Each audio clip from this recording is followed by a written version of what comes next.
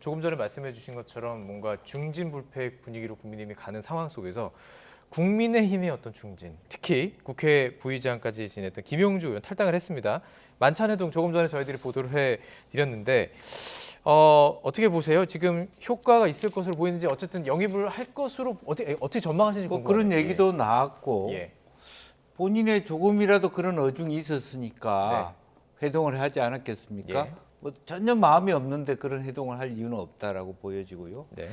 우리 뭐 유성의 그 누굽니까 이번에 민주당에서 국민의힘으로 갔던 이상민 의원의 경우도 뜸을 들여서 이렇게 몇 번 만나는 형태로 지내다가 갔죠. 네. 그래서 지금 같은 경우는 민주당이 너무너무 잘못한 거예요. 예. 그러니까 예를 들면 좀 용태를 바라더라도 예우를 갖춰서 네. 그래도 국회 부의장까지 하고 계시는 분인데 그렇게 이제 조용하게 뭐 이재명 대표가 직접 한다든지 아니면 정성호 의원이 한다든지 그렇게 해도 마음이 좋지 않을 텐데 실제적으로 전혀 뭐 김의영 씨 같은 뭐 더 민주혁신연대인가 뭐 하는 젊은 사람들이 굉장히 싸잡아서 좀 비판하듯이 그렇게 했기 때문에 마음으로는 지금 뭐 어디라도 만약 공천을 주겠다 우대하겠다라고 하면 갈 수밖에 없는 상황 아닌가. 국회의원들은 왜냐하면 본인도 본인이지만 높아 보이군요. 옆에 있는 분들이 그런 것들을 원합니다.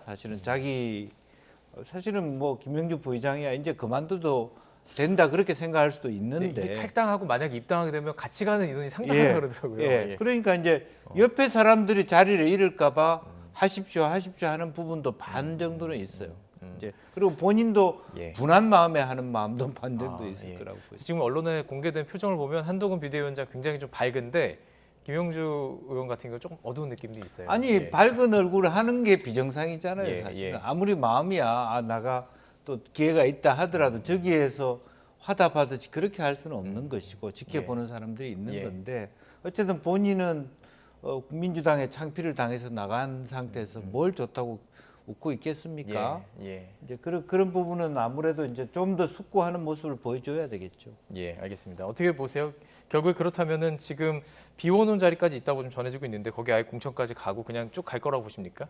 영등포 갑이죠. 뭐. 그러면 이제 영등포 갑에서 그동안 후보가 되기 위해서 열심히 운동했던 사람들은 어떻게 되는 것인지 제가 이제 그렇게 그 의문을 가지면 주변에 있는 분들이 어떻게 답을 하면 여당이기 때문에 그분들이 오히려 그 여당으로서는 영등포 갑이 쉽지 않은 지역이기 때문에 오히려 이렇게 해서 김영주 의원이 들어오게 되면은 희생과 헌신을 한 게 되잖아요. 그래서 나름대로 또 보상이 있을 것이라는 기대를 하지 않겠느냐. 이제 그런 그 추정들을 하는데요. 사실 저기 김영주 의원으로는 심리적 부담은 있을 거예요.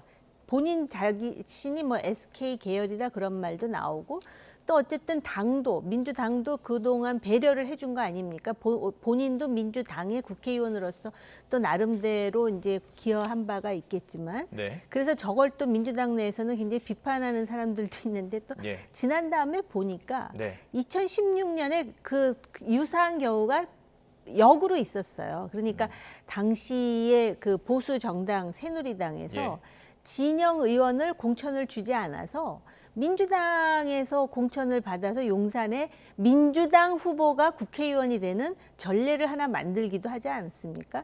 우리나라에서 저게 정치적으로 선진적인 일이냐 후진적인 일이냐를 논하고 싶지는 않지만 그런 일이 없지는 않았다라는 말씀은 드릴 수 있을 것 같아요.